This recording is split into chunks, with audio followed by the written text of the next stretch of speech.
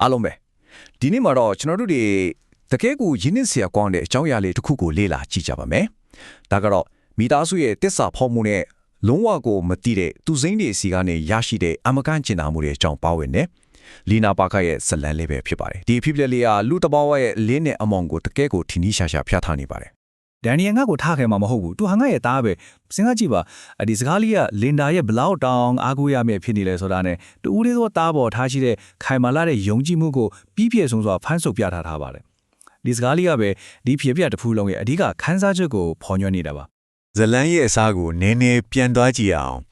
်လင်ဒါဟာအသက်59နှစ်အရွယ်မုံဆုံးမတယောက်ပြဘရိုက်တန်မြို့မှာခင်ပွန်းတွေကွယ်လွန်သွားပြီးကတည်းကရှင်နေတိအထီးကျနေထိုင်ခဲ့ရတာပါသူ့ရဲ့နေစဉ်ဘဝဆိုတာကလည်းဟောင်းနှွမ်းနေတဲ့အမတ်တရားတွေရဲ့တားဖြစ်သူပြန်လာမဲ့ရက်ကိုမျောလင်းချက်တစောင့်မျှော်နေရတာတွေရဲ့နဲ့ပဲလေပတ်နေကြတာကိုကျွန်တော်တို့စိတ်မကောင်းပဲတွေ့မြင်ရပါတယ်ဒီနေရာမှာတကယ်ကိုစန့်ကျင်ဘက်ဖြစ်နေတဲ့အခြေအနေတစ်ခုကိုတွေ့ရပါလိမ့်မယ်လင်ဒါက Brighton မှာအထီးကျန်ဆန်နဲ့သားကိုလွမ်းဆွနေချိန်ကတားဖြစ်သူဒန်နီယယ်ကကနေဒါမှာအင်ကြီးအင်ကောင်အလုတ်အကိုင်အခိုင်မှာကိုပိုင်မိသားစုနဲ့တကယ်ကိုပြည့်စုံတဲ့ဘဝကိုတိဆောက်ထားတာပါ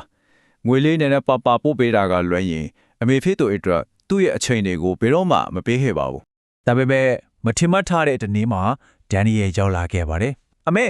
ကျွန်တော်တို့ဒီအိမ်ကိုရောင်းတင်တယ်အမေကျွန်တော်တို့နဲ့လိုက်နေရမယ်ဆိုပြီးတော့ပေါ့တားလေးမှလည်းတယောက်လိုဟန်ဆောင်ပြီးအသက်ရဲ့ကြီးလာတဲ့မိခင်ရဲ့လုံခြုံရေးကိုအကြောင်းပြက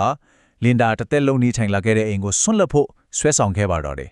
ဆိုတော့ဒီနေရာမှာအန်ထောစီအကောင်ဆုံးကလင်ဒါရဲ့တုံ့ပြောင်မှုပါပဲတားပေါ်ထားတဲ့မြခန်းယုံကြည်မှုနဲ့ဘဝတစ်ချောင်းလုံးကအမတ်တရားတွေအားလုံးရှိနေတဲ့အင်းကိုချက်ချင်းပဲရောင်းချပစ်ခဲ့ပါတယ်ပြီးတော့ရလာတဲ့ငွေကြီးအားလုံးကိုလည်းဒန်နီရဲ့လက်ထဲကိုအကုန်ပုံအပ်ပြီးခန်းတော်ဖောက်ဖို့၄စင်းကိုအတူထွက်လာခဲ့ရကြပါတယ်ကြည့်တာဒီလုံကွမ်းစင်တွေအားလုံးကဘလောက်တောင်မြန်ဆန်လုံးနေလဲဆိုတာလင်းစိတ်ကိုရောက်တော့ဒန်နီယယ်ကကြိုတင်ကြံစီထားတဲ့အကွက်ကိုဆတ်ရွှေ့ပါတော့တယ်အမေ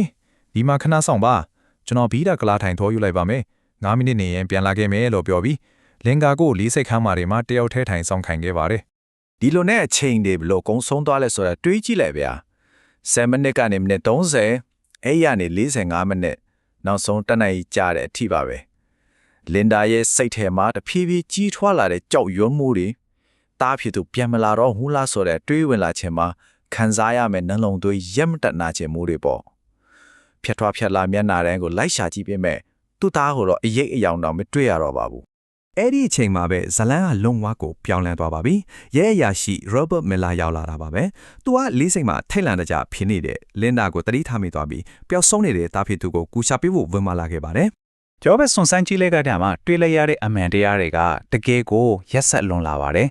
်ဒန်နီယယ်ကသူ့ passport ကိုတယောက်တည်းပြသွားတယ်ဘီးတက်ကလားထိုင်ဆိုတာကိုလုံးဝမတောင်းဆိုခဲ့ဘူးလေရင်ပေါ်ကိုလည်းသူတယောက်တည်းတက်သွားခဲ့တယ်လို့လေရင်ကလည်းထွက်ခွာသွားခဲ့ပါပြီပြောရင်ဒါဟာအမေအရင်ကိုဘာမှမကြံအောင်ရည်ရွယ်ချက်ရှိနဲ့ထားရိတ်ခဲ့တာအသေးကြပါပဲတချို့လူတွေကသူတို့ရဲ့နှလုံးသားကိုမြင်နေတောက်ကြတယ်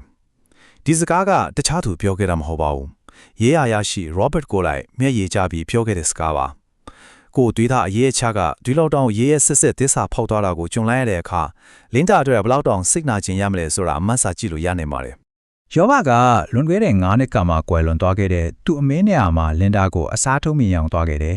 ဒါကြောင့်လည်းလင်ဒါကိုလေးစိတ်မှာဆွမစ်ခံပေါ်ပါနဲ့ဒီတိုင်းဆက်မထားနိုင်ခဲ့ပါဘူးကိုလွန်ရတစ်ခုအနေနဲ့သူ့အိမ်ကိုလိုက်ခဲ့ဖို့သူ့ရဲ့ဇနီးအိုလီဗီယာနဲ့အတူလိုက်နေဖို့ကန့်လန့်ခဲ့ပါတော့တယ်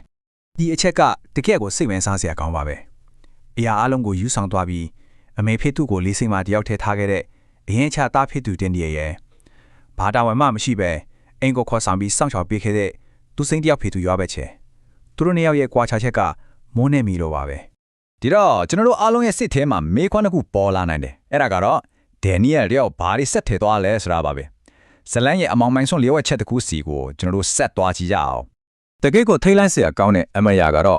ဒန်နီယယ်စီးသွားတဲ့ကနေဒါလေယာဉ်ကြီးပြစ်ကျသွားခဲ့ပါတယ်အသက်ရှင်ကျန်းရေးစုတယောက်မှမရှိခဲ့ပါဘူး။သူ့ဘဝရဲ့အဆိုးရဆုံးစစ်တပ်ဖောင်းမှုကြီးလုပ်ပြရတဲ့တပြိုင်နက်ကံကြမ္မာရဲ့အဆိုးရဆုံးအလဲ့ပြောင်းနဲ့ချက်ချင်းကြုံတွေ့သွားခဲ့တာ။ဒါပေမဲ့ယောဘက်ကဒီသတင်းဆိုးကိုလင်ဒါကိုမပြောပြလို့ဆုံးဖြတ်ခဲ့ပါတယ်။ဘာကြောင့်လဲဒီလား။မိခင်တယောက်ရဲ့မေတ္တာဆိုလာကိုတစ္ဆာဖောက်သွားရင်တောင်မှတားဖြစ်သူအတွက်ဆက်ပြီးဆူတောင်းပေးနေစေဖြစ်မဲ့ဆိုတာကိုသူကောင်းကောင်းနားလည်ထားလို့ပါပဲ။ဒါဟာနုနဲ့လာတဲ့မိခင်တယောက်ရဲ့နှလုံးသားကိုကာကွယ်ပေးလိုက်တဲ့ယောဘရဲ့ကြီးမားတဲ့ကိုချင်းစာတရားပါပဲ။ ဒီလိုနဲ့ပဲလုံးဝသူစိမ့်နေဖြစ်တဲ့ဒီအိမ်လေးမှာလင်ဒါတယောက်အစ်စ်အမမိသားစုဆိုတာကိုရှာဖွေတွေ့ရှိခဲ့ပါတယ်။ဇနီးဖြစ်သူအိုလီဗီယာရဲ့နှွေးထွေးရဲ့လေးစားမှုတွေ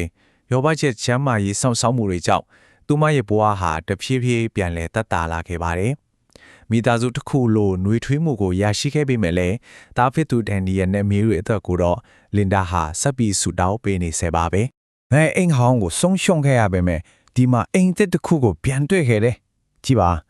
ဒီစကားလေးကလင်ဒါရဲ့အမခံကြံ့ကြံ့ခံနိုင်စွမ်းကိုပြသနေတာပါအတိတ်တစ်ခုလုံးကိုဆုံးရှုံးခဲ့ရပေမဲ့လည်းလူတစ်ယောက်ဟာငြိမ်းချမ်းမှုနဲ့အစအသစ်တစ်ခုကိုပြန်လည်တည်ဆောက်နိုင်သေးတယ်ဆိုတာကိုလင်ဒါကတက်တည်ပြနေတာပါဒန်နီယယ်ထွက်ခဲ့ပေမဲ့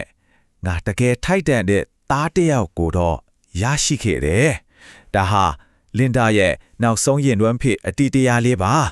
အစ်စ်အမှန်ကိုရိုနာတရားရဲ့ကူးစားနိုင်စွမ်းတဲ့မိသားစုဆိုတဲ့စစ်မှန်တဲ့အတိတ်ပဲကိုနစ်နဲ့ဆိုင်ဆိုင်ဖော်ညွှန်းထားတဲ့စကားရက်လေးဖြစ်ပါတယ်။ကဲအဆုံးသတ်အနေနဲ့ကျွန်တော်အားလုံးကိုမေးခွန်းတစ်ခုလောက်မေးချင်ပါတယ်။အစ်စ်မှန်မိသားစုဆိုတာသွေးသားတော်ဆက်မှုတသက်နဲ့တည်ဆောက်ထားတာလား။ဒါမှမဟုတ်တဝူဘော်တဝူထားရှိတဲ့နှဆိုင်တဲ့ကျင်နာမှုတွေနဲ့တည်ဆောက်ထားတာလား။ဒီတင်ပြချက်လေးကနေတစ်ဆင့်ကိုချင်းတရားသက်စာရှိမှုနဲ့လူသားအချင်းချင်းဆက်နွယ်မှုတွေအကြောင်းကိုပိုပြီးနားလည်နိုင်မယ်လို့ယုံကြည်ပါတယ်။